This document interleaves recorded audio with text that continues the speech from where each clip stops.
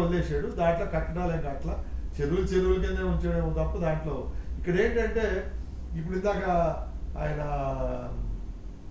ఏది మన రాజు గారిది సత్యనారాయణ రాజు గారు ఇవన్నీ ఏమవుతాయంటే ఇప్పుడు అట్లా అనుకుంటే భవానీ దీపం ఉంది, దీపంలో కట్టారంటే అది టూరిజం ప్లేసుల కింద.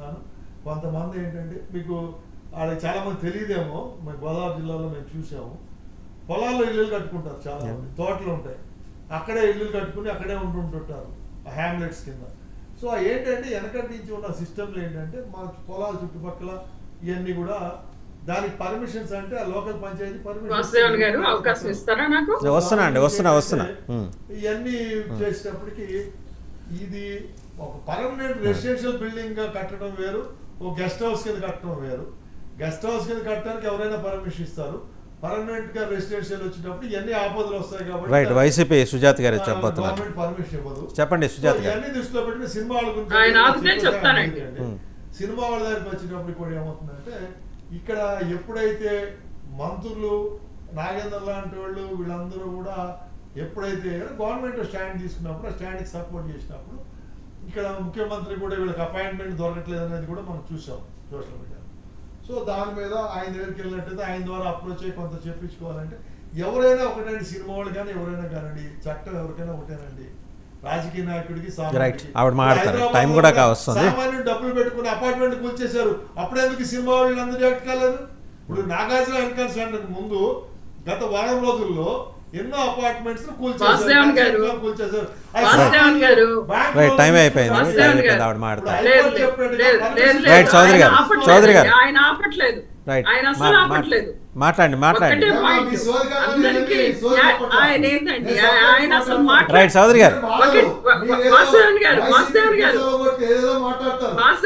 రైట్ టైం అయిపోతుంది లెట్ హర్ స్పీక్.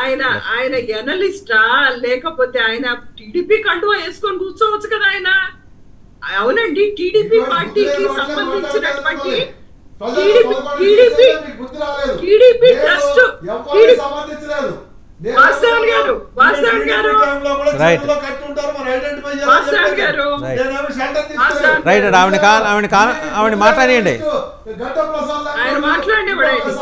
మాట్లాడండి. మధ్యలో వాళ్ళు చౌదరి గారు వాళ్ళు మన మధ్య లేని వాళ్ళ గురించి మనం మాట్లాడద్దు దయచేసి, వాళ్ళిద్దరు లేరు. రైట్ ఆవిడ మాట్లాడండి. ఆవిడ మాట్లాడియండి, ఘర్షణ వద్దు, ఆవిడ మాట్లాడియండి. సుజాత గారు మాట్లాడండి. వాసుదేవన్ గారు, మేము ఆయన వాయిస్ ని డామినేట్ చేయడానికి ఇక్కడ లేము. ఆయన రాజశేఖర రెడ్డి గారిని తిట్టడానికే ఆయన ఎనాలిసిస్ పనికి వస్తుందంటే ఆయన చేయమనండి.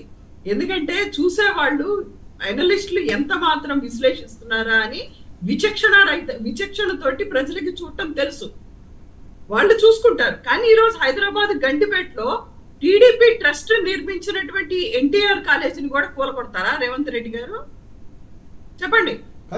ఇలాంటి వందన్నాయి మేము చెప్తాం. కేవీపీ రాజశేఖర రెడ్డి గారి ఆత్మ అని చెప్పుకొని తిరిగేటువంటి ప్రేతాత్మ కేవీపీ ఎవరైతే ఉన్నారో, ఈయన ఫామ్ హౌస్ ఒక నది పక్క, ఒక చెరువు పక్కన ఉంది, అది కూడా కూలగొడతారా? మేము అడుగుతున్నాం. ఇలాంటి 100 చెప్తాం హైదరాబాద్ లో, ఇలాంటి 100 చెప్తాం. టీడీపీకి సంబంధించినటువంటి ఎన్టీఆర్ ట్రస్ట్ నిర్మించినటువంటి ఎన్టీఆర్ కాలేజ్ అనేటువంటిది గండిపేట దగ్గర ఉన్నదా లేదా చెరువు పక్కన? దాన్ని కూలగొడతారా? దాన్ని ఎందుకు కూలగొట్టలేదు?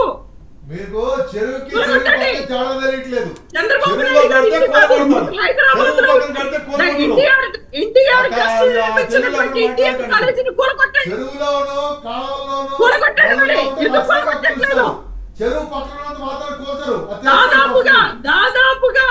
దాదాపుగా 25 పార్టీ ఆఫీసులు, వైఎస్ఆర్ కాంగ్రెస్ పార్టీ ఆఫీసులు ఆంధ్రప్రదేశ్ లో అధికారంలోకి రాగానే కూలగొట్టింది ఎవరు? చంద్రబాబు నాయుడు గారు కాదా?